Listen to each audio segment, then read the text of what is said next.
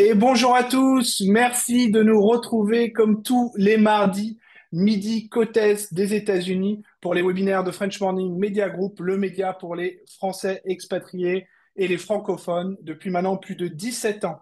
Vous êtes un peu plus de 160 à vous être inscrits aujourd'hui, donc n'hésitez pas à poser un maximum de questions. On est sur Zoom et on est aussi en direct sur les réseaux sociaux. Je vois vos questions, donc n'hésitez surtout pas à poser vos questions. Mettez-nous des petits likes, c'est toujours appréciable. On va voir aujourd'hui quels sont les risques à l'expatriation en famille. Nous aborderons les conséquences juridiques de l'expatriation en droit de la famille et du patrimoine. On va parler mariage, contrat de mariage, on va parler divorce, enfants, succession, donation ou testament.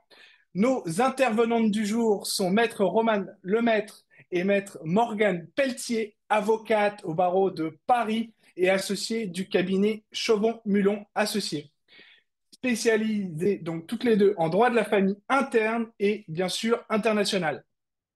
Donc, on a partagé notre écran avec vous, donc n'hésitez pas à le mettre en plein écran, de préférence nous rejoindre depuis un ordinateur fixe si c'est possible.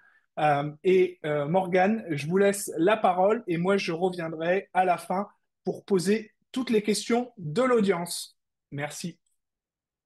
Merci beaucoup, Romain. Bonjour à toutes et à tous. Nous sommes ravis avec Roman d'intervenir aujourd'hui avec French Morning sur un sujet brûlant, ou en tout cas, si ça ne l'est pas pour vous, j'espère qu'il va le devenir. C'est l'expatriation et le droit de la famille et du patrimoine. Quels enjeux et quels risques? Alors, hop, tout d'abord, je vais essayer de faire passer les slides et voilà. Donc, Romain, vous me dites, on est d'accord, ça fonctionne? Oui, on est parfait. On est parfait, super. Les aléas du direct. Alors, bah, comme vient de le dire Romain, nous sommes associés, Romain et moi, du cabinet Chauveau-Mulon Associés. Nous sommes un cabinet situé à Paris, où il y a 9 associés, une vingtaine de collaborateurs, et nous ne pratiquons que le droit de la famille et du patrimoine en interne et à l'international. Donc, du cabinet CMA, nous avons créé une branche qui s'appelle Expat by CMA et cette idée est née pour conseiller tous les Français qui se sont installés à l'étranger. Alors, c'est un projet qui n'est plus un projet aujourd'hui puisqu'il existe. Après toutes les rencontres qu'on a pu faire des Français à l'étranger, il y a un point sur lequel je vais revenir tout de suite, c'est le mot expatrié, parce qu'on s'est rendu compte que les expatriés, c'était une définition qui était euh, une définition qui était très directe et très définie pour tous les Français qui sont à l'étranger. Donc, expatrié, c'est euh, pour nous, comment on l'a entendu, c'est tous les Français qui résident à l'étranger, que ce soit dans le cadre d'un contrat de travail, que ce soit dans le cadre d'une retraite, que ce soit dans le cadre d'une année sabbatique, par exemple. Donc, c'est vraiment tous les Français de manière générale qui résident à l'étranger. Et Expat by CMA, on a décidé donc de le créer afin de conseiller les Français de l'étranger sur le plan familial et patrimonial à toutes les étapes de leur vie à l'étranger, puisque la famille ne connaît pas de frontières. Et on a reçu beaucoup de clients qui, malheureusement, une fois qu'une situation ou après avoir rencontré une difficulté, se sont posé des questions sur leur plan familial et patrimonial. Et ce qu'on a souhaité, nous, dans le cadre d'Expat by CMA, c'était de venir en anticipation et de venir en conseil à tous ces Français qui résident à l'étranger pour leur apporter en fait connaissance de leurs droits en droit de la famille et du patrimoine. Pour ce faire, avec French Morning, on a, comme vous pouvez le voir, un agenda des webinaires. Donc aujourd'hui, l'idée de ce webinaire, donc expatriation et droit de la famille et du patrimoine, quels enjeux, quels risques.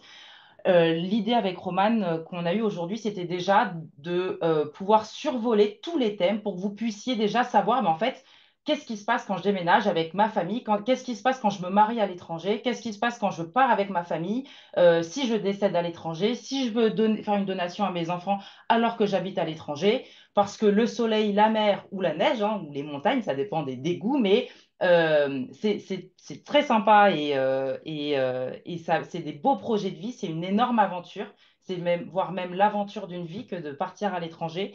Mais il faut quand même avoir conscience des impacts que ça va avoir en droit de la famille et du patrimoine. C'est le thème aujourd'hui qu'on a choisi avec Roman pour que vous puissiez déjà avoir les clignotants qui peuvent s'afficher, qui peuvent s'allumer quand vous vous expatriez. Et ensuite, on va rentrer un peu plus dans le vif du sujet avec le 27 mai, un webinaire sur le couple de manière générale à l'international, donc c'est-à-dire le mariage, contrat de mariage, le Pacs et le concubinage. Puis le 9 septembre, la séparation dans un contexte international. Donc on abordera aussi les violences, les enfants, évidemment, et le divorce.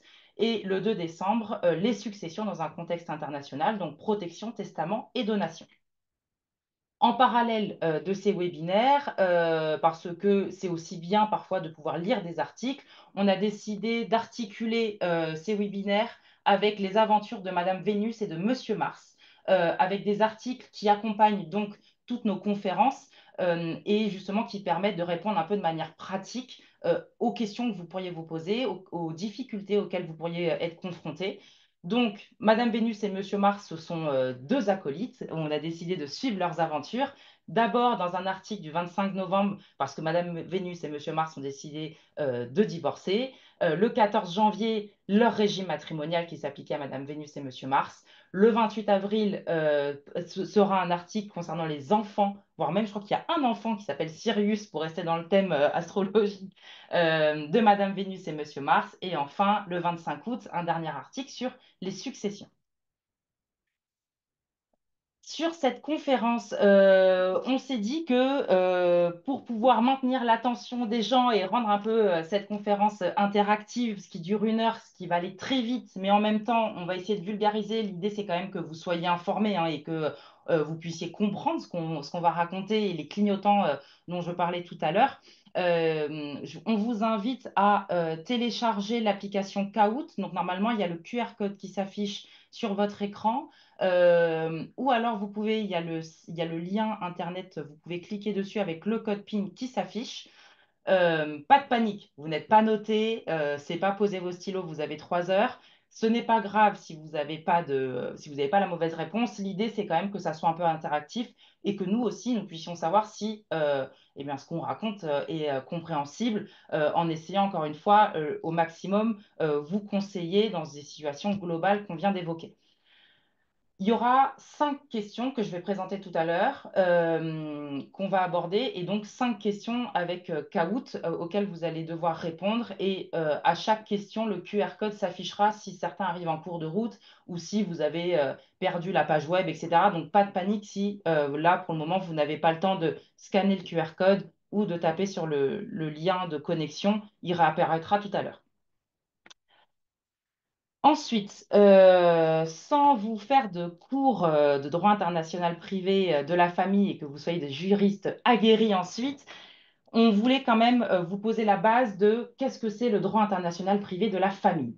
Et avant tout, quand on entend droit international privé de la famille, il y a bien sûr le droit de la famille. Et le droit de la famille, c'est donc toutes les questions qui sont relatives aux relations familiales, de la naissance jusqu'au décès.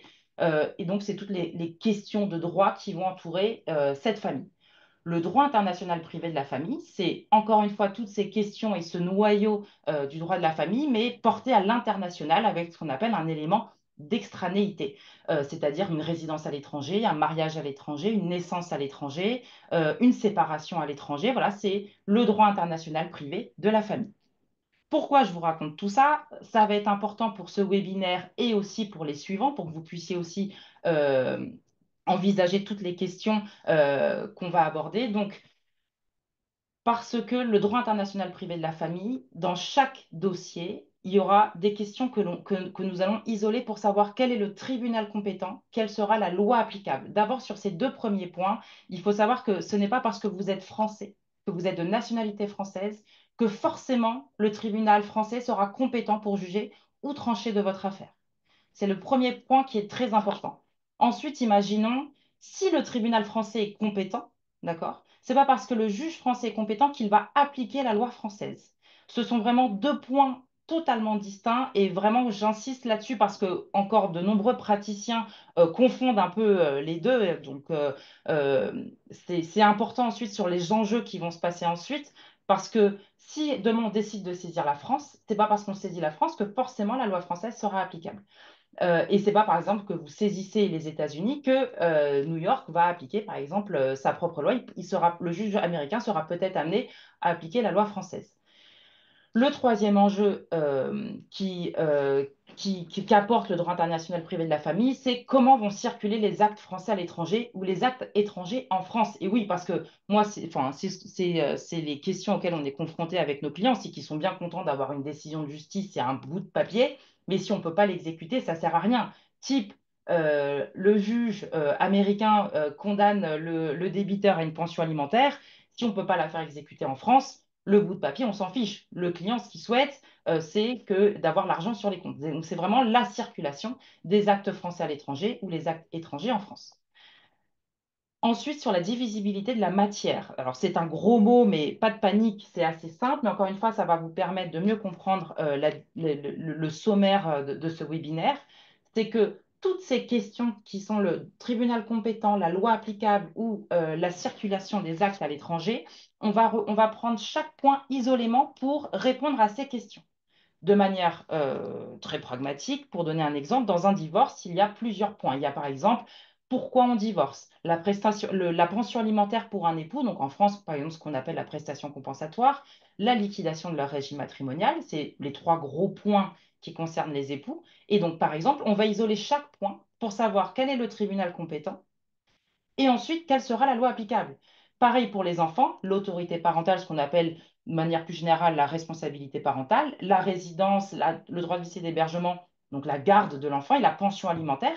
Et bien, vous voyez, ces 6 points que je viens d'évoquer avec les époux et les enfants, c'est possible que le même juge ne soit pas compétent pour juger de l'ensemble. Il peut y avoir un juge pour les enfants, un juge pour les époux. Dans le cadre des époux, deux juges différents et des lois applicables qui seront différentes en fonction de chaque point. J'espère que vous m'avez suivi. C'est difficile en Zoom parce que je ne vous vois pas, je ne vois pas si vous grimacez, mais c'est un peu l'idée. Encore une fois, enfin, c'est pas pour que vous soyez encore une fois des juristes aguerris, mais c'est qu'au moins vous puissiez comprendre l'articulation, puisque maintenant nous allons aborder dans sa globalité 5 questions, c'est ce qu'on vous disait tout à l'heure.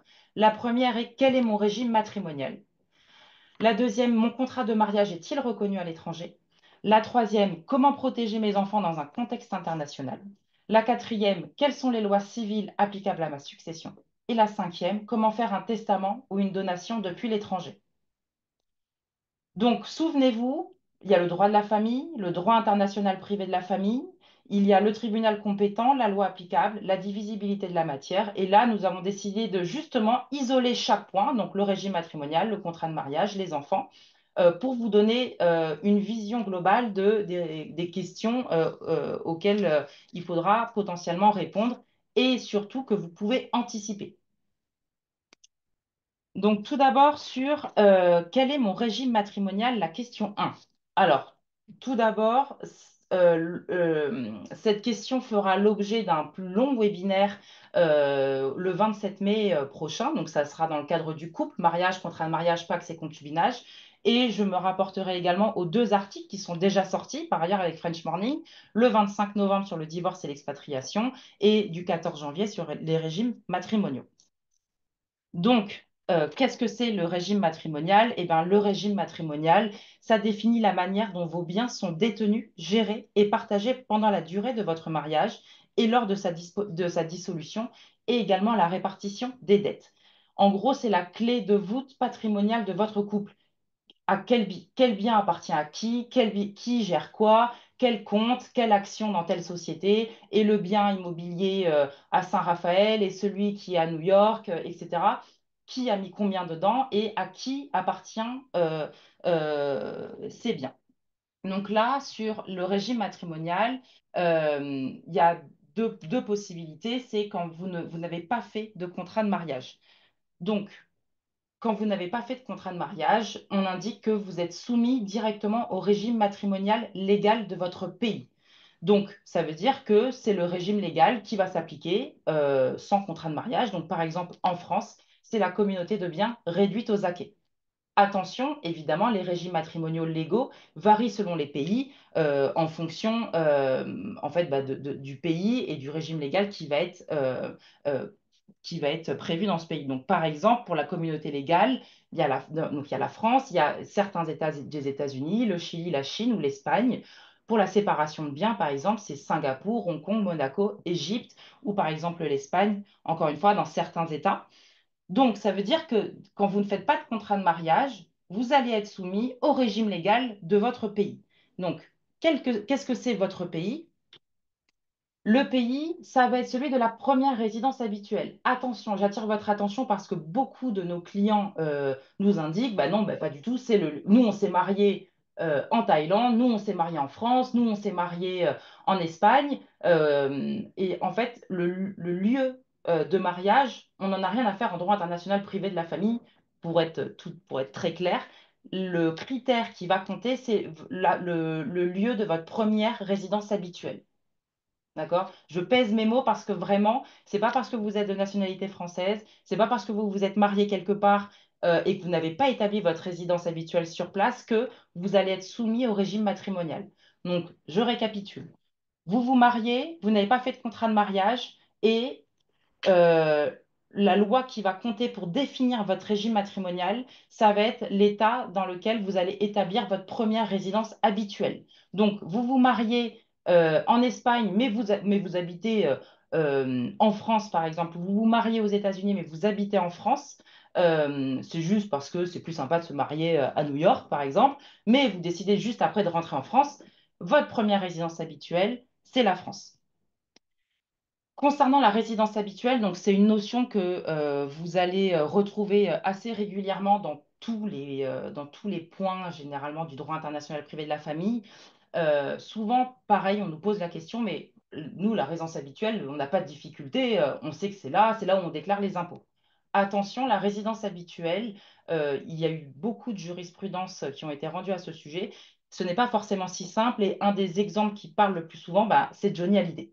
C'est en succession, je ne veux pas empiéter sur la partie de Romane, mais juste pour que là, vous puissiez vous rendre compte, par exemple, Johnny Hallyday, il partageait sa vie entre la Californie et la France. Quand il est décédé, c'était de savoir où était sa résidence habituelle. Et en réalité, bah, c'était pas si simple parce que il habitait là-bas, les enfants étaient scolarisés en Californie, mais en même temps, bah, c'était Johnny Hallyday, il était soigné en France, il faisait des concerts, donc les juges ils ont dû en fait retracer tout ce qui était Instagram, Snapchat, etc. de Johnny Hallyday, les réseaux sociaux, pour calculer exactement le nombre de jours que Johnny avait passé en France ou en Californie, pour savoir quelle était la résidence habituelle, sa volonté de s'établir dans un pays, etc., etc. Donc attention, cette première résidence habituelle est importante. Elle n'est pas forcément là où vous allez déclarer vos impôts. C'est un faisceau d'indices. Donc on va rassembler plusieurs éléments, notamment la volonté, la stabilité, la durée aussi, passée dans un pays pour savoir quelle est votre résidence habituelle. Donc, ensuite, sur le moment de l'expatriation, donc évidemment, c'est ce que je disais tout à l'heure, si vous vous êtes marié juste avant ou pendant l'expatriation, votre régime matrimonial pourrait être soumis aux lois de votre nouveau pays de résidence. Donc, c'est ce que je disais, c'est la première résidence habituelle qui est importante. Attention néanmoins, encore une fois, sans vous donner de cours de droit, pour toutes les personnes qui sont mariées entre le 1er septembre 1992 et le 29 janvier 2019. D'accord? 1er septembre 92, 29 janvier 2019, il faut être vigilant parce qu'il y a une convention de l'AE qui prévoit ce qu'on appelle la mutabilité pardon, automatique du régime matrimonial. Qu'est-ce que ça veut dire? Ça veut dire que sans contrat de mariage, vous pourriez être soumis à plusieurs régimes matrimoniaux successifs. Imaginons que vous êtes français, vous n'avez pas fait de contrat de mariage, votre première résidence habituelle est en France, vous êtes soumis au régime de la communauté légale réduite aux acquis. Sauf qu'entre-temps, eh ben, vous déménagez et vous allez vous expatrier dans un autre pays.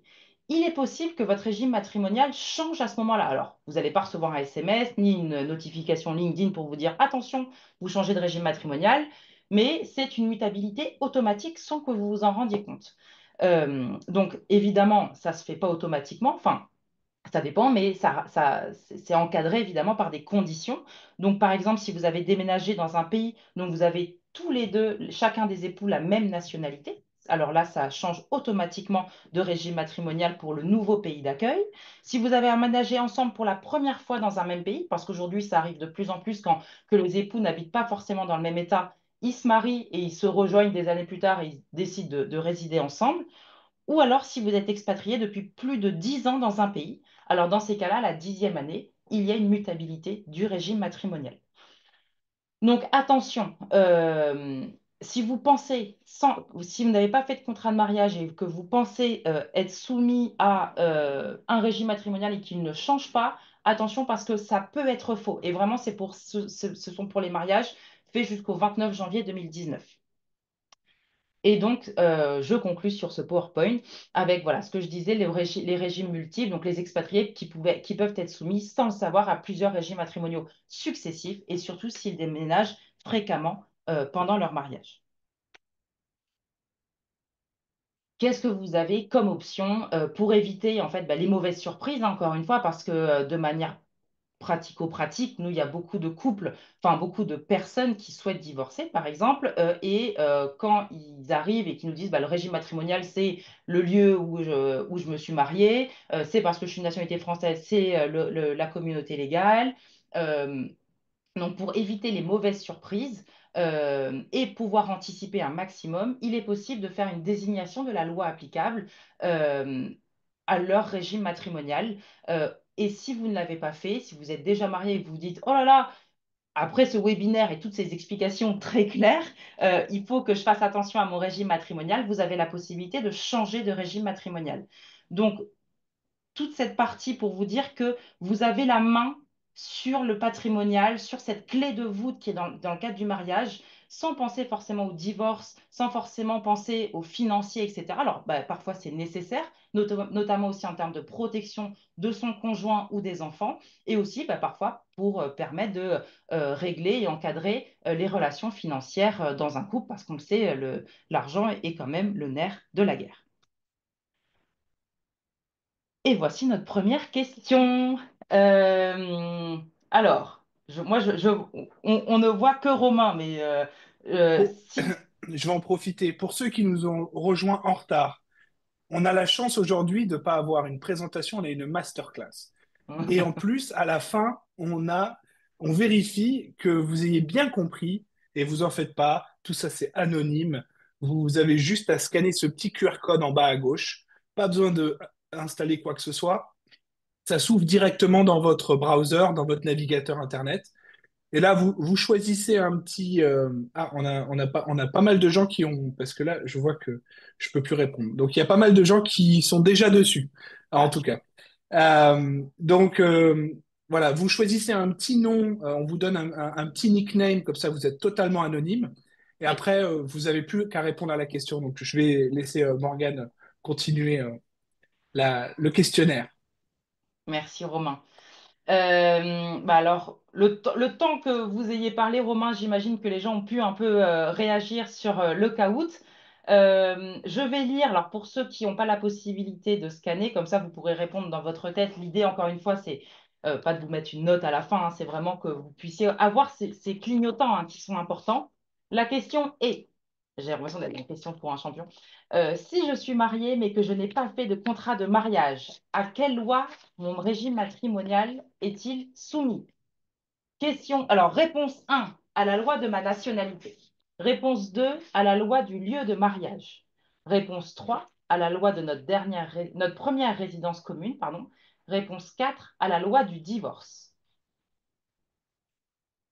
Et alors, pour être tout à fait transparent avec vous, c'est notre premier caout avec Romane, donc on ne maîtrise pas encore forcément la chose, mais je ne sais pas si, Romain, vous avez la possibilité de voir toc, Qui a répondu? qui a répondu.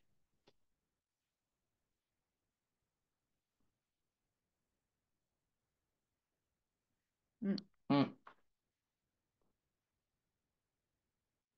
Hmm. Alors, Moi, de mon côté, on me dit qu'il y a trop de personnes qui ont déjà répondu, donc je peux plus rentrer dans le Oui, parce jeu. qu'en fait, tu as une limite de temps, je crois, pour répondre. oui. Reach Max, ouais, ouais.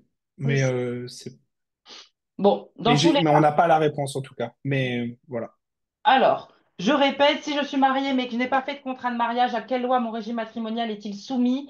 La loi de ma nationalité, la loi du lieu de mariage, la loi de notre première résidence commune et la loi du divorce. Effectivement, c'était la loi de notre première résidence commune. Donc, bravo à tous ceux qui ont répondu à cette question. Et c'était effectivement le point jaune. Hop. Et je vous propose de continuer. Oui, merci Morgane. On va passer à la question numéro 2. Donc, mon contrat de mariage français est-il reconnu à l'étranger? Donc, une question fondamentale, évidemment, pour vous, si vous avez conclu un contrat de mariage français.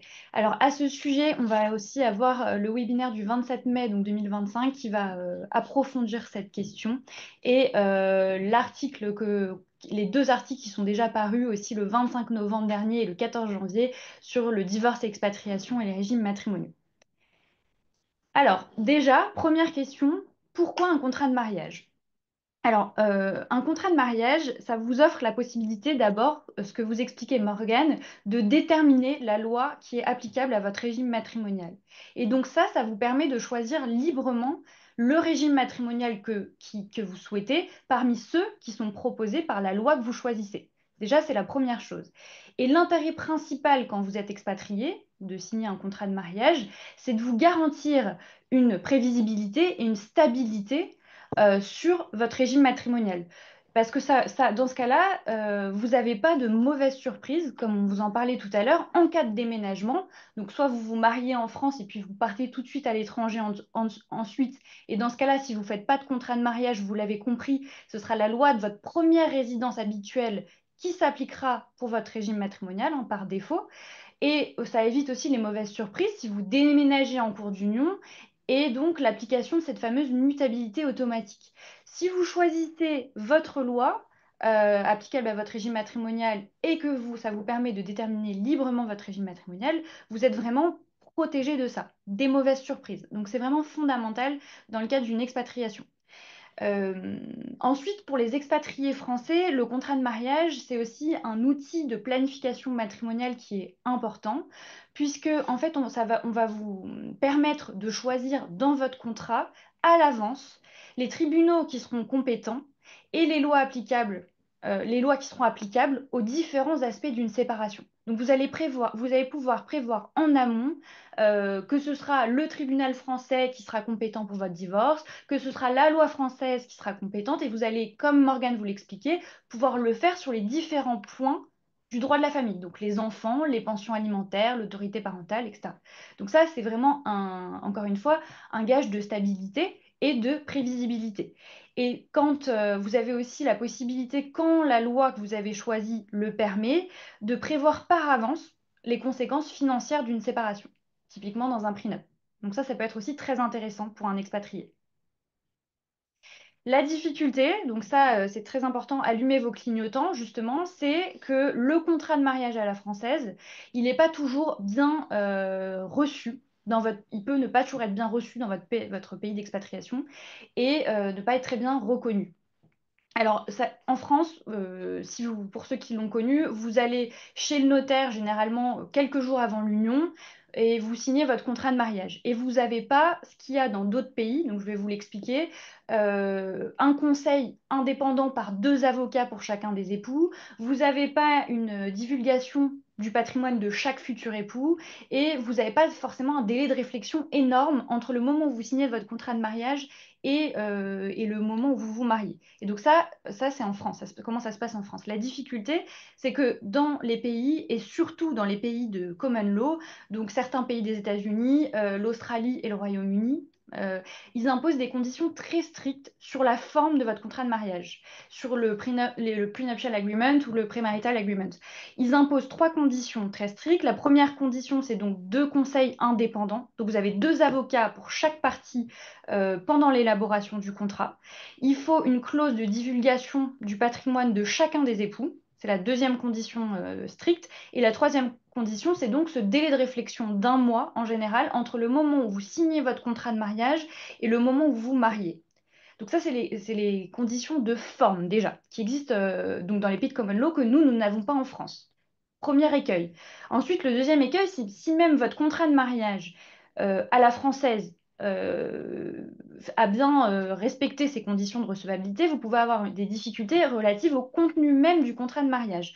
En effet, il y a certains pays de common law aussi qui exigent une condition assez stricte sur l'équité, c'est-à-dire qu'ils vont sanctionner les contrats de mariage français qui entraîneraient des conséquences trop injustes financièrement pour la partie économiquement la plus faible. Et donc, dans ce cas-là, nous, ce qu'on va pouvoir vous recommander, enfin, ce qu'on vous recommanderait, c'est que, par exemple, en France, on vous conseillerait d'opter pour un régime de communauté, donc qui serait, s'il est dénoué un jour et liquidé, plus équitable entre les époux, ou un régime de séparation avec adjonction d'acquet, qu'un strict régime de séparation de biens, qui là, du coup, est beaucoup moins équitable en cas de liquidation. Vous avez d'autres difficultés qui sont liées à l'interprétation du contrat, certaines notions, concepts juridiques que nous, on connaît en France, qui vous paraissent tout à fait normaux, comme le régime matrimonial, par exemple, n'existent pas dans les pays de common law. Premier exemple, donc, la notion même de régime matrimonial n'existe pas dans les pays de common law. Ils ne savent pas ce que c'est. Ils ne comprennent pas notre notion de régime matrimonial, et également dans des pays de droit musulman. Ils ne connaissent pas cette notion. Autre notion que nous, on utilise beaucoup, ça va être les avantages matrimoniaux. Un avantage dans un contrat de mariage à son conjoint par une clause de préciput ou une clause d'attribution intégrale de la communauté au conjoint survivant, ce qu'on fait assez souvent, hein, fréquemment en France. Bah, à l'étranger, ça va être reçu de manière très incertaine parce qu'ils ne connaissent pas cette notion d'avantages matrimoniaux. Et on le verra dans la partie succession, mais c'est la même chose avec le démembrement de propriété qu'on a chez nous, l'usufruit, la nue propriété, c'est pas bien reconnu là-bas. Donc ça, c'est vraiment les écueils. Et si votre contrat de mariage que vous concluez donc en France n'est pas bien reconnu à l'étranger, ça va être évidemment poser une difficulté lors d'une séparation, parce que vous allez devoir répartir vos biens, ou d'un décès. Et là, qu'est-ce qui se passe si votre contrat, vous vous êtes dit, je fais bien les choses, je fais un contrat, qu'est-ce qui se passe s'il n'est pas reconnu? Et ben en fait, vous n'allez pas savoir. Vous n'allez pas savoir, enfin, vos biens ne vont pas être répartis selon vos prévisions, ce que vous aviez décidé. Ils vont être répartis selon donc la loi de votre pays d'expatriation. Et donc là, vous n'avez plus cette stabilité, cette prévisibilité que vous cherchiez à l'origine en souscrivant un contrat de mariage.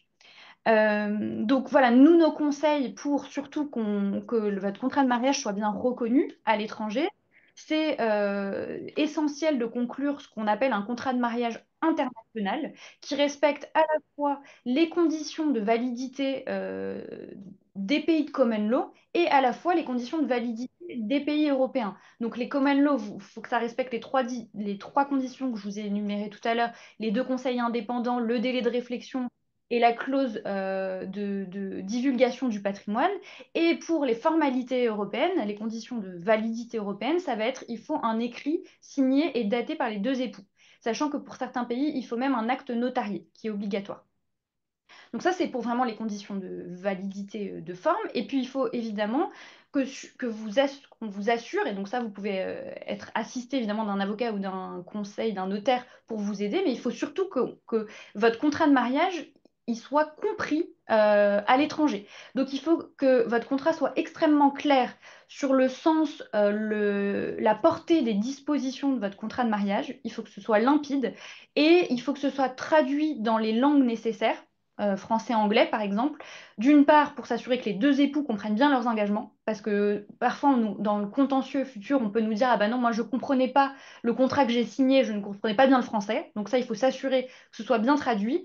Et aussi, ça permet, la traduction dans la langue étrangère, une bonne compréhension donc du contrat de mariage. Et là-dessus, nous, notre recommandation, c'est surtout éviter les régimes matrimoniaux trop complexes ou des clauses trop sophistiquées qui seraient mal reçues à l'étranger, qui seraient incompréhensibles et donc qui ne seraient pas bien appliquées à l'étranger. Ça, c'est donc pour vous assurer de la reconnaissance de votre contrat à l'étranger.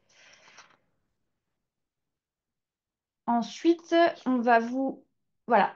Autre question qui peut vous concerner directement. Si vous avez conclu donc à l'étranger, aux États-Unis, un prenup, est-ce qu'il est reconnu en France dans ce cas-là? Donc, si vous vous mariez pendant votre expatriation, donc dans votre pays d'expatriation, et vous concluez un contrat de mariage étranger. Là, c'est un peu la même chose, hein, c'est le parallélisme des formes. Si votre contrat de mariage conclu à l'étranger respecte déjà les formalités locales, c'est le premier point, il va être reconnu en France, mais il faut aussi qu'il respecte les formalités françaises. Donc, il faudra un écrit daté et signé. C'est très important parce que vous avez certains pays, donc ça c'est assez étonnant, enfin nous, pour nous, c'est assez étonnant, vous avez certains pays qui qui autorise les époux à choisir leur contrat, enfin leur régime matrimonial au moment de leur mariage par déclaration. Donc les deux époux se marient et à l'oral, ils choisissent tel régime matrimonial. Et donc ça, vous avez certains pays qui le font, le Mexique, le Chili, Madagascar, la Tunisie, la Turquie, le Pérou, le Gabon, le Mali, la Roumanie et Monaco. Alors qu'en France, cette déclaration non signée des époux n'est pas valable. Donc ça fonctionne pas, par exemple. Et ensuite, pour que le contrat soit valablement conclu, on revient à la deuxième exigence de son contenu. Et là, il faut que le contrat de mariage étranger, pour qu'il soit valable, enfin, il faut qu'il soit pas contraire aux dispositions, ce qu'on appelle à l'ordre public international français, parce que dans ce cas-là, on va avoir une limitation de ces clauses-là ou voir la nullité totale du contrat de mariage en France. Un juge peut prononcer la nullité de votre contrat de mariage. Et donc là, par exemple, sont jugées contraires à l'ordre public international français des clauses qui sont dites extra-patrimoniales. Alors ça va peut-être vous choquer un petit peu, mais on va avoir des clauses, par exemple, dans le contrat qui vont prévoir une vasectomie ou des contraintes sur la fréquence des relations sexuelles. Donc ça, on a ça dans certains contrats en Californie, notamment, ou des conditions de répudiation de la femme dans certains contrats étrangers de droit musulman. Mais on peut aussi avoir des clauses patrimoniales qui sont prohibées en France, comme par exemple renoncer par avance à toute compensation financière dans le cadre d'une séparation, d'un divorce. Nous, en France, c'est pas possible. Et ou le cas où il y a des engagements financiers qui sont pris envers les enfants qui seraient nés ou à naître. Ça, c'est pareil, c'est interdit en France. Donc, il faut vraiment vérifier que si vous avez conclu un contrat de mariage à l'étranger, vérifiez ces points-là et vous assurer au maximum, si un jour il y a une difficulté, que votre contrat soit bien reconnu en France. Voilà. Donc là, on vous a repréparé une petite question. J'ai fait un contrat de mariage à New York. Est-il reconnu automatiquement en France? On vous laisse répondre à la question. Donc c'est un vrai-faux, hein, soit vrai, soit faux.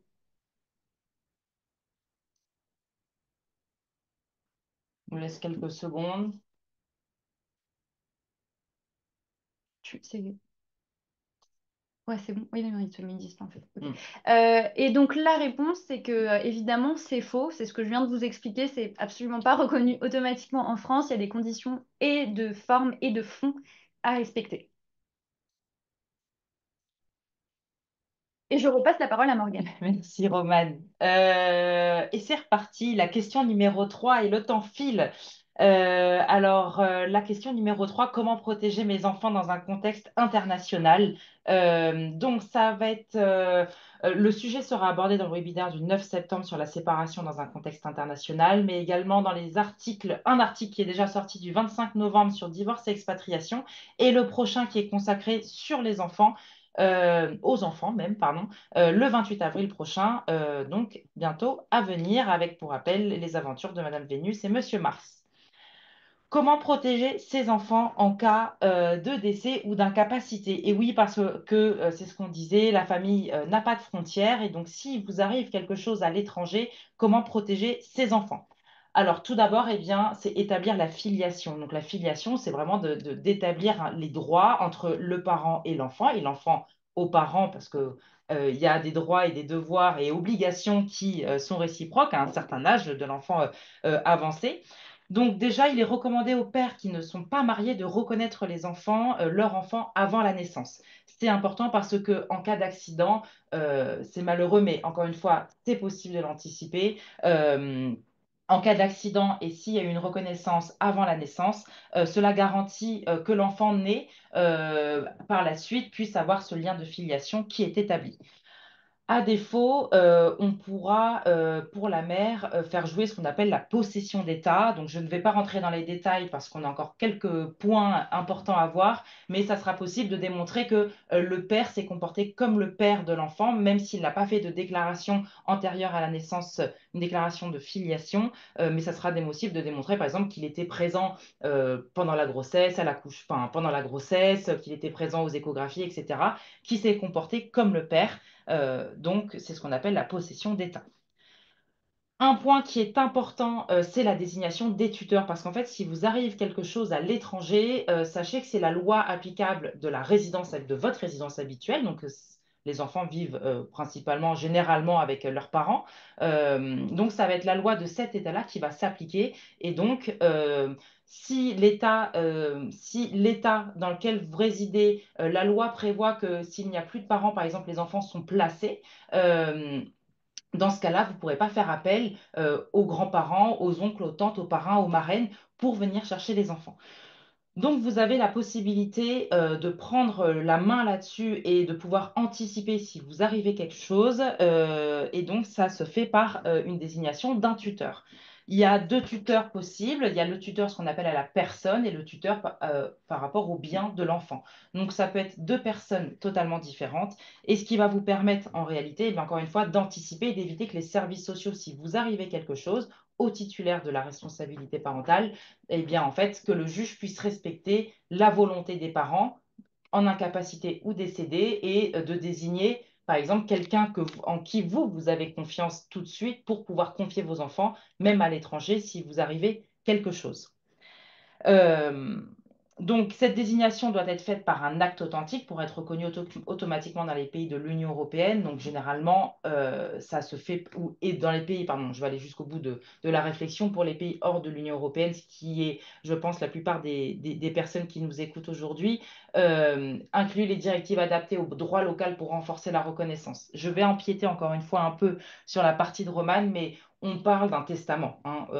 Parlons peu, parlons bien. C'est un testament qu'il faudra faire. Dans le testament, vous allez désigner le tuteur au bien et le tuteur à la personne pour l'enfant, qui peut être aussi la même personne, hein, pas de difficulté. Et Romane vous parlera tout à l'heure du testament international pour qu'il puisse être reconnu dans un maximum d'États, et notamment l'État dans lequel vous résidez. Protéger ses enfants en cas de séparation. Donc, tout d'abord, il est possible d'anticiper et organiser les modalités de résidence de votre enfant. Donc, une convention parentale. Si vous vous séparez, je vous invite, vraiment, j'insiste sur ce point, à rédiger une convention parentale.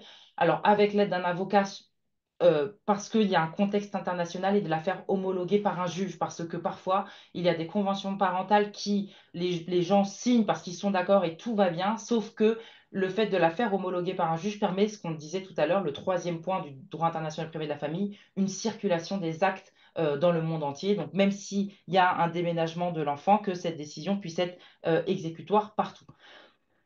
Sur la compétence judiciaire, ça serait en cas donc de désaccord, parce qu'évidemment, la convention parentale, si les parents sont d'accord sur tout, la compétence judiciaire, ça serait en cas de désaccord des parents, vous pouvez saisir le juge. Le juge, généralement, qui est compétent, attention, rien à voir avec le divorce, rien à voir avec les parents, rien à voir avec la pension alimentaire pour les parents, on prend ce point isolément sur les enfants, et c'est généralement le juge de la résidence habituelle des enfants. Pourquoi? Parce que ça permet une meilleure proximité du juge avec les enfants, qui puissent connaître le cadre de vie, l'école, etc. Parce que si vous saisissez un juge français alors que les enfants, ça fait 15 ans qu'ils habitent aux États-Unis et qu'ils ne comprennent pas la distance entre le lycée français et le domicile, le juge français aura peut-être moins le contexte des enfants, donc moins d'éléments pour prendre sa décision ensuite. Il y a évidemment des exceptions que je ne vais pas citer ici, mais que au moins vous êtes au courant. Le principe, c'est le juge de la résidence habituelle des enfants. Il y a des exceptions. Vous pouvez également anticiper cette saisine du juge et désigner au préalable le juge qui sera compétent sur la question de résidence des enfants. Il y a évidemment des conditions. Si vous êtes, imaginons, tous français, que vous habitez à New York, je crois que je prends New York, je pourrais prendre une autre ville, mais donc vous habitez à New York, vous pouvez pas dire ok, j'aimerais que ça soit le juge chilien parce que au Chili c'est sympa et on sait que les juges sont moins regardants sur tel ou tel point.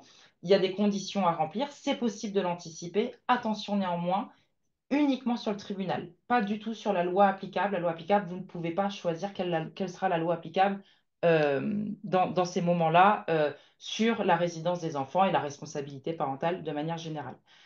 J'attire également votre attention sur le fait que si vous habitez à l'étranger et que vous souhaitez par exemple revenir en France, ou si vous habitez en France et que vous voulez déménager à l'étranger avec vos enfants, attention, vraiment j'insiste sur ce point, il vous faut l'accord de l'autre parent et s'il n'est pas d'accord, une décision de justice. On a encore trop de parents seuls qui prennent la décision seuls de revenir avec les enfants. Donc là, par exemple, en France, donc on va dire que vous habitez à Washington, voilà, c'est pas très loin, mais tant pis, première ville, vous habitez tous à Washington. euh, Madame ou monsieur dit, OK, bah, je rentre en France avec les enfants sans l'accord de l'autre et sans décision de justice qui l'autorise, c'est un enlèvement d'enfants à l'international. Voilà, c'est tout. Il n'y a pas de débat. C'est un enlèvement d'enfants à l'international. Donc, si vous voulez revenir en France ou déménager à l'étranger, il faut l'accord de l'autre parent. Et s'il n'est pas d'accord, ce que ça arrive, il faut saisir un juge pour qu'il puisse vous autoriser à déménager à l'étranger. Pour les questions financières, donc la pension alimentaire et les frais des enfants, donc c'est toujours une question qui est à déterminer en cas de séparation. La compétence judiciaire, donc soit vous êtes d'accord entre vous et vous pouvez l'intégrer donc dans le premier point que j'ai évoqué tout à l'heure, la convention parentale. Si vous n'êtes pas d'accord, il faut saisir le juge compétent.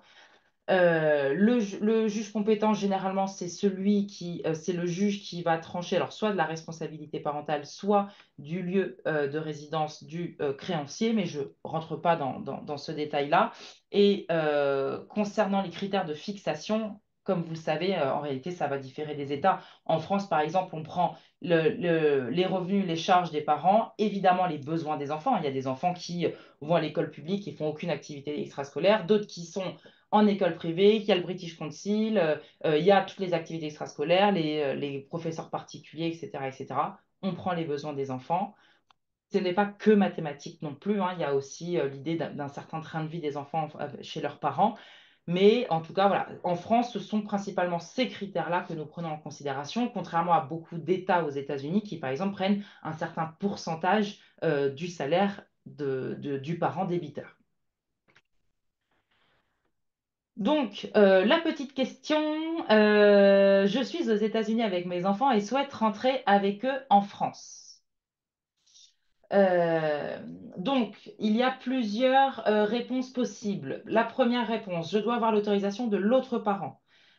Deuxième, j'ai le droit de rentrer avec eux quand je le souhaite. La troisième, je dois avoir l'autorisation d'un juge. Et la quatrième, je dois avoir l'autorisation de mes enfants. On vous laisse quelques secondes pour y répondre. Ben, je crois de toute façon que vous avez 20 secondes automatiquement.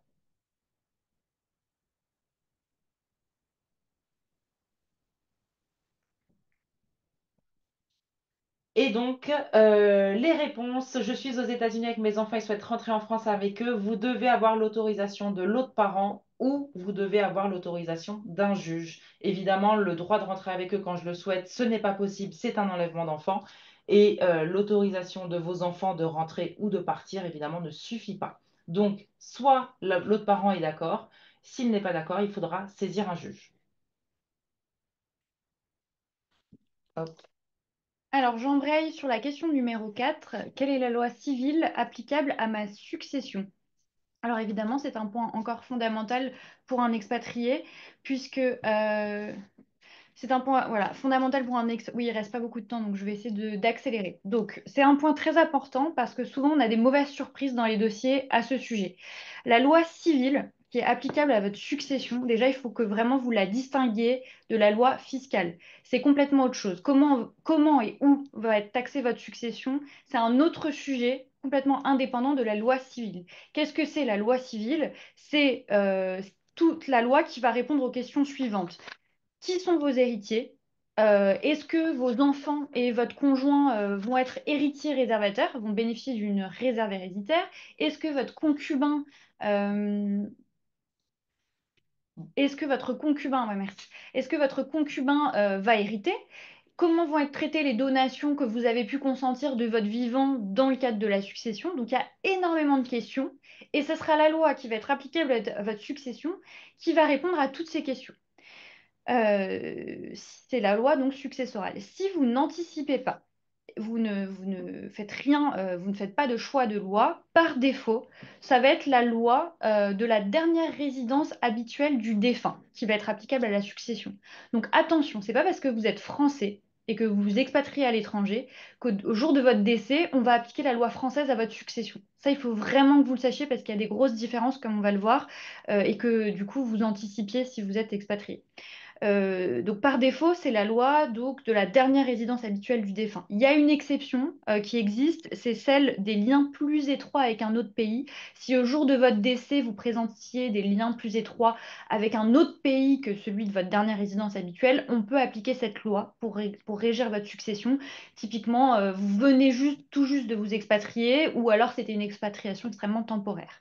Sachez, et ça vous concerne directement, que si vous vivez donc hors de l'Union européenne, ça va être encore plus complexe parce que plusieurs lois vont pouvoir s'appliquer à votre succession en fonction des biens, de la situation du lieu des biens, composant votre succession, etc. Donc il y a vraiment, et ça va être en fonction des règles de droit international privé pour chaque pays, mais en tout cas, ça peut être vraiment très complexe de liquider une succession où il y a plusieurs lois applicables.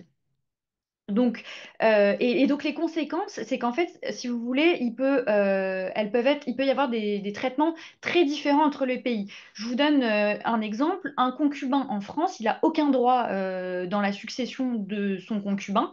Mais par contre, dans certains pays de common law, il va avoir un statut de facto d'héritier et donc pouvoir hériter de son concubin. Donc ça va être le cas en Australie, en Colombie, en Israël, par exemple. Vous allez avoir aussi évidemment le cas de la réserve héréditaire qu'on connaît très bien en France. Pour vous, c'est très classique et c'est très normal. Et pourtant, vous avez vraiment des pays qui ne reconnaissent pas du tout cette notion. Et donc, c'était effectivement la succession du nid et donc le Québec, les États-Unis, l'Australie, etc. Donc, ce qu'on vous conseille en tant qu'expatrié, c'est de faire ce qu'on appelle un choix de loi également, et donc de désigner la loi qui va être applicable à votre succession par testament ou par déclaration spéciale de choix de loi qu'on appelle professio juriste. Alors juste très important, ce choix de loi évidemment est complètement encadré, vous ne pouvez pas faire n'importe quoi et choisir la loi qui vous arrange. Ça va être la loi d'un pays dont vous avez la nationalité et vous ne pouvez choisir qu'une seule loi pour l'intégralité de votre succession. Si vous avez une binationalité, peu importe, vous pouvez choisir l'une ou l'autre des deux lois, que ce soit une nationalité d'un pays européen ou non, et vous pouvez à tout moment modifier, révoquer ce choix de loi. Voilà, encore une fois, ce choix de loi, c'est applicable à la succession civile et non à la succession fiscale, même si le choix de votre succession, de la loi applicable à votre succession civile, va avoir un impact évidemment sur la fiscalité, puisque la fiscalité découle indirectement des liens de parenté. Donc, si un concubin est quelque part un héritier, il peut avoir une fiscalité, alors que dans un autre pays, il n'est pas héritier, donc il n'aura pas de fiscalité.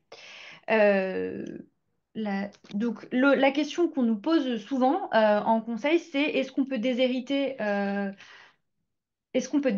ses enfants? Alors, vous savez qu'en France, les enfants ont droit à une part protégée de l'héritage qu'on appelle la réserve héréditaire, qui est déterminée en fonction du nombre d'enfants qui existent, hein, c'est le Code civil qui le prévoit.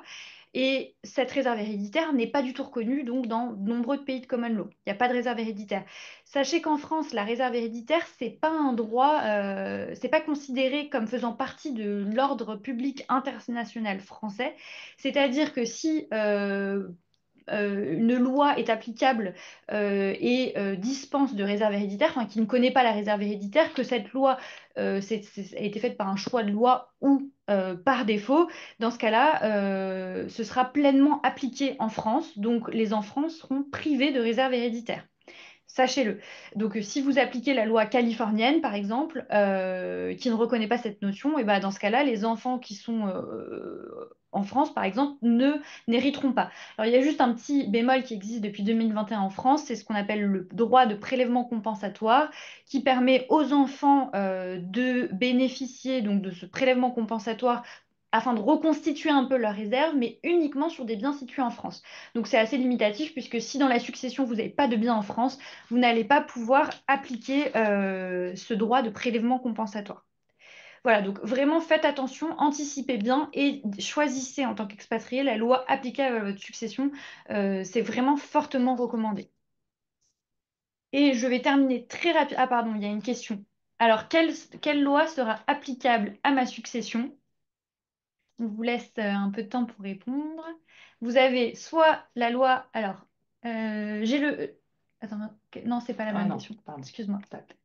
Euh, Voilà, donc c'est soit celle que j'ai choisie par testament, soit celle de ma nationalité, celle où j'ai un bien immobilier ou celle de ma résidence habituelle. Euh, donc les réponses, vous pouvez avoir celle que vous avez choisie par testament, donc ce que je viens de vous expliquer, ou celle par défaut de votre résidence habituelle. Voilà. Et je vais passer donc sur la question numéro 5, comment faire un testament ou une donation depuis l'étranger. Et donc là, vous allez aussi avoir le webinaire comme pour la question précédente du 2 décembre qui va vraiment rentrer en profondeur sur la question des successions dans un contexte international que là, vraiment, on survole. Et un article également qui va paraître au mois d'août. Alors, en fait, le testament, vraiment, c'est un instrument qui vous permet d'assurer la transmission de votre patrimoine selon vos souhaits. Donc, c'est un outil très puissant aussi, comme le régime, le contrat de mariage, en fait. Mais quand vous êtes expatrié, quand il y a un élément d'extranéité, il faut vraiment s'interroger sur la forme du testament et sur le contenu de votre testament. Donc, si vous êtes expatrié, vous avez deux options. Soit vous utilisez les formes qui sont reconnues dans votre pays d'expatriation, vous êtes conseillé là-dessus, soit vous choisissez un testament dont les conditions, enfin selon les règles françaises en fait, pour les règles de forme. En France, vous avez la possibilité de faire un testament holographe. Donc là, vous le rédigez, vous le signez, vous le datez de votre main. Vous choisissez librement la langue tant que vous la comprenez et vous le conservez et vous le conservez comme vous voulez. Mais personne ne le conserve à votre place. C'est vous qui le gardez. Soit quelque chose de plus sécurisant, vous avez le testament authentique qui est rédigé par un notaire devant deux témoins ou qui est reçu par deux notaires. Pareil en français, mais aussi possiblement dans une autre langue, tant que le notaire le comprend. Et là, le testament, il va être conservé chez le notaire. Donc, c'est beaucoup plus facile à retracer en cas de décès que si vous le gardez dans un tiroir et que personne ne trouve votre testament. Donc, c'est plus sécurisant. Et sinon, vous avez, et ce qu'on vous recommande en tant qu'expatrié, le testament international, donc qui est un écrit qui est rédigé à la main ou dactylographié par vous ou par un tiers, dans la langue que vous souhaitez tant que vous la comprenez. Et en fait, ensuite, vous déclarez en présence de deux témoins et d'une personne habilitée. En France, ça va être le notaire ou un agent diplomatique ou consulaire, que c'est votre testament et que vous en comprenez le contenu. Donc ça, c'est sur les formes du testament quand vous êtes à l'étranger. Ensuite, sur le contenu du testament, vous pouvez avoir des dispositions patrimoniales. Donc c'est ce qu'on vous disait tout à l'heure. Vous décidez que telle ou telle personne vont être bénéficiaires de tel ou tel bien. Vous désignez un exécuteur testamentaire pour vous assurer que il va bien exécuter vos volontés à votre décès. Ou encore, vous pouvez désigner un bénéficiaire d'une assurance vie, par exemple, par testament. Donc ça va être tout le volet patrimonial.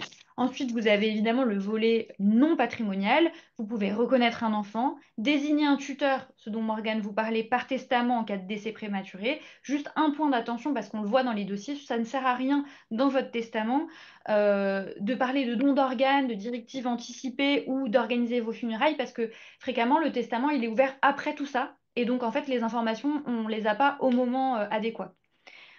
Sachez et gardez en tête que le testament, c'est donc l'instrument privilégié pour choisir la loi qui est applicable à votre succession, ce dont on vous parlait. Et donc faites attention à ce que vous mettez dans votre testament soit conforme à la loi que vous désignez. Donc vous ne pouvez pas décider, par exemple, de choisir la loi française et priver vos enfants de leur réserve héréditaire. Ce ne sera pas possible, ce sera inconciliable.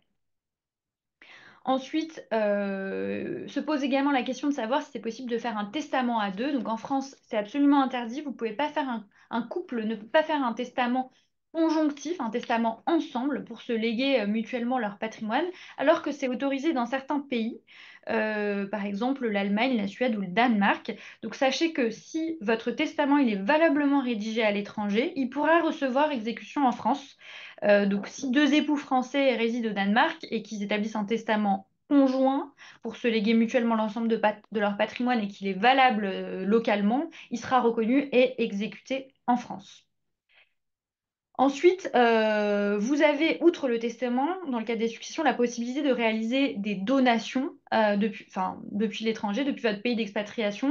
Ça aussi, c'est un outil de planification et d'anticipation successorale, hein, évidemment, important. Vous avez plusieurs formes de donations que je vais énumérer rapidement, mais sachez que compte tenu des éléments d'extranéité et de votre expatriation, c'est vraiment important de vous informer à chaque fois sur la loi applicable. Est-ce que la donation va être est valablement faite et est-ce qu'elle sera valablement reconnue en fait dans mon pays d'expatriation, par exemple. Donc toutes ces questions-là, faut vous les poser et évidemment vous faire conseiller là-dessus. Vous avez la possibilité de réaliser une donation simple. Euh, Vous pouvez donc soit l'effectuer en France. Sachez que si c'est la donation d'un bien immobilier, vous êtes obligé de passer par un notaire. Sinon, vous n'êtes pas obligé. Ça peut être un acte sous seing privé ou un simple don manuel. Donc, c'est juste je te remets la chose. Euh, ou vous avez aussi la possibilité de réaliser cette donation depuis l'étranger, donc depuis votre pays d'expatriation. Et dans ce cas-là, ça doit respecter les formes, évidemment, requises par votre pays d'expatriation. Donc à chaque fois, il faut bien respecter les formes de validité, la validité du pays où vous faites la donation.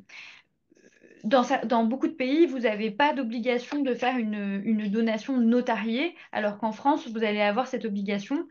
Et on vous recommande surtout, le jour où il y a une donation d'un bien immobilier à l'étranger, de faire appel à un notaire local ou à l'équivalent. Et parfois, ils conservent cette compétence de toute façon, donc vous n'allez pas pouvoir faire appel à un notaire français pour faire la donation d'un bien situé à New York, par exemple. Dans ce cas-là, il faut aller sur place et demander à quelqu'un sur place. Vous avez aussi la possibilité de faire ce qu'on appelle une donation partage transfrontalière. Vous savez, la donation partage, c'est un outil qui est très utilisé en France dans la planification successorale. Ça permet de figer la valeur vous donnez à tous vos héritiers et vous respectez l'équité entre les différents lots que vous donnez, par exemple, à vos trois enfants. Et ça vous permet de figer la valeur des biens au jour de la donation et leur valeur ne sera pas recalculée au jour de la succession, au jour du décès, ce qui est le cas pour les autres donations classiques. Et donc, ça permet de neutraliser la question des plus-values. Donc, c'est un outil patrimonial important en France. Juste attention si vous êtes dans un contexte international, parce que par exemple, en Europe, ça circule assez bien. La reconnaissance, elle est assez facilitée. Si vous faites ça chez un notaire en France, elle va très bien circuler. Et si vous décidez de dire dans votre donation que vous appliquez la loi française, pareil, ça va bien circuler en Europe. En revanche, dans les pays de common law, c'est beaucoup plus compliqué parce qu'ils connaissent pas cette notion, ils n'ont pas de mécanisme équivalent à la donation de partage. Et puis c'est la même chose pour ce que je vous disais au début, ce qui est souvent associé à la donation partage, des donations en démembrement de propriété, donc usufruit de propriété qu'on utilise énormément en France, qui sur place, c'est des notions qui sont pas très bien maîtrisées et comprises sur place. Et dans ce cas-là, en fait, vous perdez les avantages civils et fiscaux de ce type de donation, partage ou en démembrement de propriété. Et puis, vous avez enfin la possibilité de réaliser une donation entre époux de bien venir. Et là, de la même manière, il faudra que ça respecte. Donc là, une donation entre époux, c'est une donation au dernier vivant, pareil qu'on utilise beaucoup, beaucoup en France, qui permet de transférer au conjoint survivant tout ou partie de ses biens à son décès. Et là, de la même façon, ça circule très bien en Europe, mais il faut faire attention dans les pays de common law et certains pays même où la donation de biens futurs entre époux est interdite. Voilà, et donc on vous a préparé une dernière petite question. Que puis-je mettre dans mon testament international?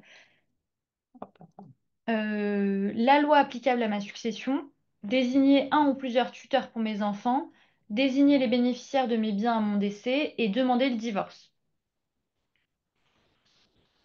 Et donc là, c'était les trois premières questions. Donc, vous pouvez mettre dans votre testament international la loi applicable à votre succession et c'est fortement recommandé. Désigner un ou plusieurs tuteurs pour vos enfants, c'est fortement recommandé aussi. Et désigner les bénéficiaires de mes biens à mon décès, c'est tout l'objet du testament qui vous permet de choisir ce que vous voulez faire dans le respect de la loi applicable à votre succession. Voilà, merci beaucoup pour votre écoute. Merci beaucoup. Alors, ça a été riche, mais ça montre bien qu'il Il y a faut beaucoup de choses à dire. beaucoup de choses à dire, beaucoup de questions à se poser. Encore une fois, c'était pour englober et peut-être vous donner l'envie d'aller lire les articles et d'assister au prochains webinaires qui rentreront de manière plus approfondie dans ces questions.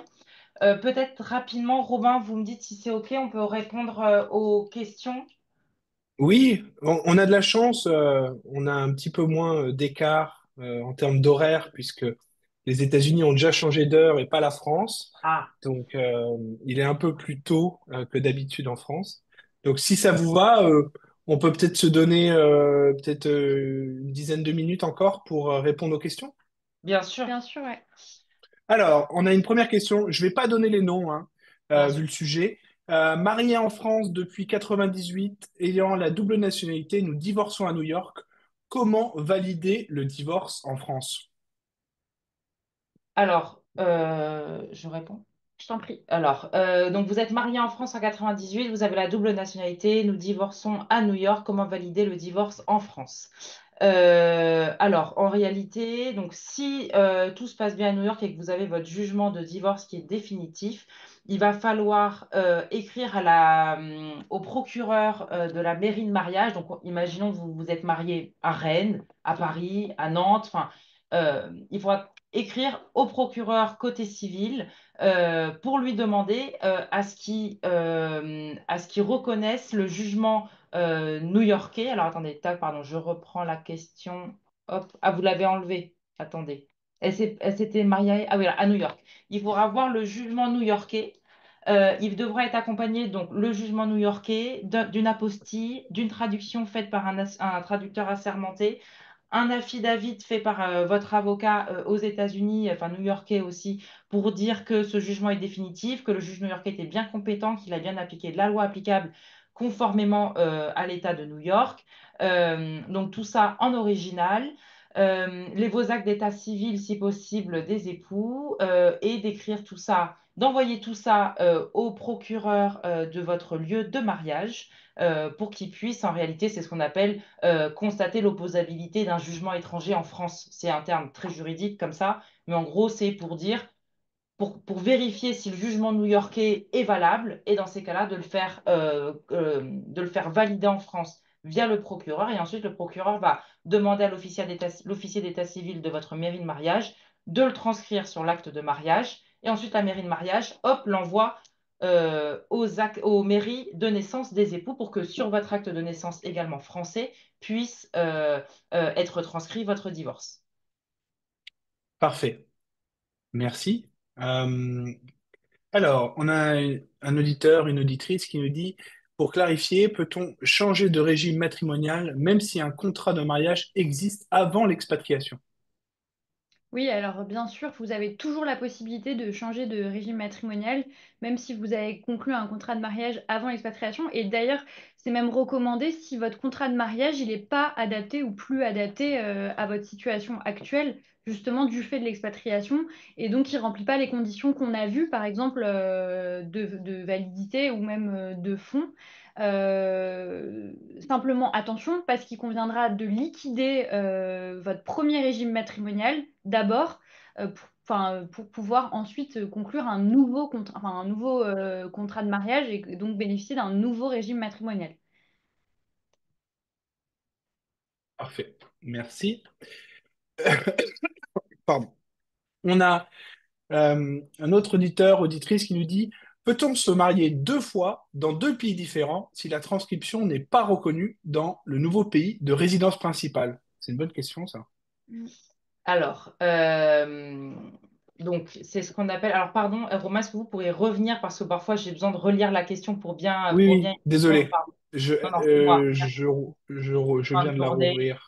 Ouais, elle est là. Hop là, super, merci. Donc, peut-on se marier deux fois dans deux pays d'ici la transcription? Alors, en réalité, la transcription, si vous voulez, c'est pas ça qui va faire que c'est une mesure de publicité pour démontrer que vous êtes marié. En réalité, par rapport à, mettons les pieds dans le plat, hein, c'est ce qu'on appelle la bigamie. Donc, le fait de se marier deux fois, en fait, la loi qui va être applicable, ça va être la loi de votre nationalité. C'est pour l'état civil des personnes. Donc, par exemple, si vous êtes français, alors, je ne sais pas, hein, mais imaginons que vous avez que la nationalité française, la bigamie en France est interdite. Donc, qu'est-ce qui va se passer? Il va se passer que vous vous mariez deux fois. Donc, votre premier mariage est peut-être reconnu en France. Le second mariage, enfin, vous n'avez jamais divorcé de votre première épouse ou de votre premier époux. Hein, il n'y a aucun sexe, hein, c'était vraiment pour l'exemple. Le second mariage se fait sans avoir divorcé du premier. Il y a une totale insécurité juridique. Pourquoi? Parce qu'en réalité, ce que je ne vous souhaite pas, mais si la seconde épouse ou le second époux souhaite par exemple divorcer ou vous-même, il est possible de faire annuler ce mariage pour qu'en fait le premier, pour que vous puissiez divorcer en premier du premier mariage et donc il y a une rétroactivité. Donc, en réalité, tout va dépendre de votre nationalité, parce qu'encore une fois, la loi applicable à la bigamie ou la polygamie va dépendre de la loi nationale des époux. Donc moi, par exemple, j'ai un dossier où un monsieur de nationalité algérienne s'est marié à 2 reprises. Ils sont pas du tout de nationalité française, ils habitaient en France. Succession, quid de savoir en fait, ben, 2 épouses, mais est-ce que la France reconnaît? Oui, elle reconnaît parce que en Algérie, la bigamie est reconnue et donc la France n'est pas là pour juger de ce qui se passe ailleurs dans les autres États. Donc tout va dépendre de madame ou monsieur, de la loi enfin, de votre nationalité et de la loi qui va en découler. Parfait. Alors, existe-t-il aux États-Unis des contrats de mariage légaux selon l'État où on réside? Je suis pas sûre de bien comprendre Alors, la en question. fait, Ouais, il y a des... il y a 2 choses. Il y a sur le régime matrimonial, euh, le régime matrimonial. Alors, soit c'est le régime, ce qu'on appelle légal, c'est quand on n'a pas de contrat de mariage. Ça veut dire que vous êtes soumis à la loi, au régime légal de votre premier état de résidence habituelle juste après le mariage. Je répète parce que il y a beaucoup d'éléments. Vous vous mariez, vous ne faites pas de contrat de mariage. Le régime légal, donc celui qui va s'appliquer automatiquement, c'est celui de votre première résidence habituelle commune avec votre époux ou votre épouse. Attention à la mutabilité du régime matrimonial, c'est ce qu'on disait tout à l'heure, il peut y avoir un changement de régime matrimonial selon des conditions très strictes. On ne va pas entrer dans les détails là, mais donc ça, c'est la première chose, c'est le régime légal. D'accord? Pour pouvoir contourner ce régime légal et décider sous quel régime matrimonial vous voulez vous marier ou vous voulez être soumis, vous avez la possibilité de faire des contrats de mariage. Donc, aux États-Unis, effectivement, en fonction des États, ils ont leur propre régime légal. Donc, par exemple, en France, ça va être la communauté légale, mais comme par exemple dans d'autres États aux États-Unis, je ne les ai pas en tête, parfois ça va être la séparation de biens, etc. Euh, mais vous avez la possibilité de contourner ce régime légal en faisant un contrat de mariage. Parfait. Euh, alors, pour les donations sur des droits d'auteur ou propriété intellectuelle, est-ce que le mécanisme est le même? Bon, je pense que la question était à 1 heure, enfin, il y a 10 minutes à peu près. Je pense que c'était sur les derniers slides de la présentation. Ouais, alors juste, il y aura toujours, en cas d'élément d'extranéité, il y aura toujours une question évidemment de loi applicable et tout va dépendre de cette loi applicable pour savoir comment vous allez pouvoir ou non donner des droits d'auteur ou de propriété intellectuelle. Sachez qu'en France, on a des dispositions très spécifiques sur la succession d'un artiste et donc sur les droits d'auteur ou de la propriété intellectuelle qui s'appliquent et qui peuvent être intéressantes. D'ailleurs, si vous choisissez de choisir la loi française parce que vous êtes dans une situation où vous souhaitez que les dispositions de la loi française s'appliquent et que vous pouvez, parce que il y a un artiste, vous êtes artiste ou votre épouse ou époux. Et donc, oui, les conditions, en tout cas, de validité, que ce soit sur le fond ou la forme, quel que soit ce qui est donné, ce sera, enfin, ce que j'ai expliqué avant assez rapidement, désolé, mais ça vaut pour les droits d'auteur et de propriété intellectuelle, mais c'est vrai que c'est un sujet assez intéressant et à creuser si vous êtes dans cette situation, puisqu'on a notamment des dispositions qui sont très protectrices du conjoint survivant de l'artiste en France. En tout cas, on a ça chez nous. Après, dans votre pays d'expatriation, je ne connais pas les règles évidemment dans chaque pays, hein, et c'est trop compliqué, mais dans ce cas-là, on fait appel à un confrère, par exemple, pour avoir des informations sur place, mais en tout cas, le mécanisme, c'est le même, mais c'est vrai que ça peut être intéressant de creuser sur ce sujet pour voir quelle loi serait, par exemple, la plus intéressante pour ça. Parfait. Une fois le choix de loi effectué au sein d'un contrat de mariage français, peut-on changer? Oui. En fait, c'est ce qu'on disait tout à Ouais. l'heure, c'est pas parce que vous avez fait un contrat de mariage que vous pouvez pas le modifier. On peut modifier son contrat de mariage à tout moment du mariage. Alors, sur une succession Alors, interne... voilà. Pardon, excusez-moi, Roman. Non, il n'y a pas de souci. Une succession interne nationale n'est-elle pas également liée au pays de résidence des enfants? Dans mon cas, nous vivons dans 3 pays différents avec mes 2 enfants. Alors, par défaut, la loi qui va être applicable, la loi civile à votre succession, ça va être la loi de votre dernière résidence habituelle, si vous ne faites pas de choix de loi. Donc, la résidence des enfants n'a aucun lien avec la loi applicable à votre succession. Si vous résidez dans trois pays différents, enfin, j'imagine que vous entendez que vous bougez beaucoup, certainement, entre trois pays différents, on retomber dans le cas, si vous ne faites pas de choix de loi, justement, de décompte de jours passés dans chaque État. Et ça, on l'a dans les dossiers. Et alors, il y a de nombreux critères qui sont pris en compte par la jurisprudence diverse et variée pour déterminer cette résidence habituelle, votre dernière résidence habituelle. Quand vous êtes entre plusieurs États, justement, là où vous avez vos intérêts les plus importants, et notamment la question de la famille qui va être prise en considération. Ce qui était le cas dans la succession de Johnny Hallyday, hein, qui avait une partie de sa famille en France et une autre partie plutôt aux États-Unis. Mais directement, la résidence des enfants ne va pas être un critère décisif pour déterminer la loi qui sera applicable à votre succession. Donc, si vous êtes dans une situation comme ça, on vous recommande de faire un choix de loi par testament, du coup, pour avoir une prévisibilité, une stabilité et que vous sachiez à quelle loi vous allez être soumise, enfin, votre succession sera soumise. Sachant que le choix de loi, je me permets de rebondir, mais le choix de loi se fera uniquement pour une ou enfin votre Oui, selon vos nationalité ou nationalités. plusieurs nationalités, mais vous ne pourrez pas choisir la loi du pays dans lequel vous résidez si vous n'avez pas sa nationalité. Parfait. On va prendre les deux dernières questions. Euh, j'ai répondu aussi à quelques questions de gens qui demandaient les articles que vous avez faits. Donc, j'ai mis en lien l'article qui a déjà Oui. été publié. Madame Vénus et Euh, Monsieur Mars. Non, mais ils sont voilà, incroyables. exactement. Pour les replays aussi, je pourrais faire une démo très rapide de comment retrouver tous les replays de French Morning. Allez, maintenant que j'en parle, je le fais. Quand vous Mhm. descendez tout en bas de frenchmorning.com, vous cliquez sur webinaire. Et là, donc, il y a tous les webinaires qui vont s'ouvrir. Vous avez juste à trouver le webinaire d'aujourd'hui qui est là. Donc, cet article à gauche. Et ensuite, il suffit juste de descendre. Et là, dès qu'on raccroche, on va mettre en fait le replay, qui est en fait un replay YouTube, hein, tout simplement. Il va juste être là. Donc, à la place d'inscription gratuite, il y aura le replay. Donc, vous pourrez le revoir très facilement. Donc, en bas de la page d'accueil de French Morning. Et voilà, tout simplement. Disponible à vie. Euh, on n'enlève jamais rien. Euh, on a deux dernières questions. Celle-là, non, bah, celle-là, on vient de la faire, pardon. Une dernière question, du coup. Peut-on rédiger un contrat de mariage après le mariage? On a déjà répondu, mais est-ce qu'on peut en reparler un petit peu? Tu veux. Vas-y, si tu veux. Alors, tac, oui, on peut rédiger encore une fois un contrat de mariage après le mariage. On peut rédiger. En fait, il faut vraiment garder en tête que vous êtes marié, que vous ayez ou pas fait un contrat de mariage, que vous soyez expatrié ou non, enfin expatrié, que vous résidiez à l'étranger ou non, vous pouvez toujours modifier votre contrat de mariage, modifier une loi applicable, modifier le régime matrimonial.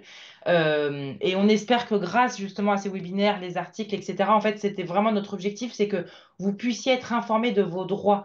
Euh, Encore une fois, que les clignotants s'allument et de se dire, OK, je suis à l'étranger, peut-être qu'il faudrait que je m'en occupe, peut-être qu'il faudrait que je m'informe, peut-être qu'il faudrait que je revoie peut-être la situation patrimoniale, qu'on vienne en fait anticiper tout ça, toutes les questions qu'on a abordées aujourd'hui, c'est des questions sur lesquelles il vous est possible que vous est possible de connaître, d'anticiper, d'avoir la main dessus.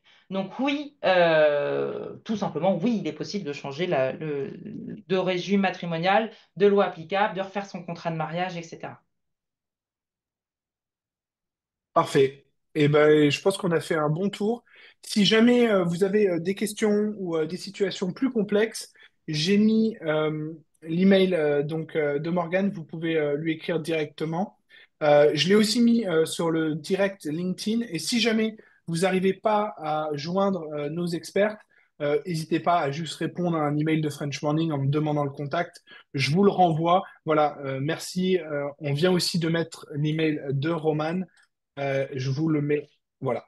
Je viens de le mettre à nouveau dans le chat. Donc, vous l'avez tous facilement à disposition. Merci à toutes les deux d'avoir pris le temps de nous présenter ce sujet complexe. Et je vous dis à bientôt, puisque vous savez qu'on a une série de webinaires prévus ensemble sur plusieurs sujets.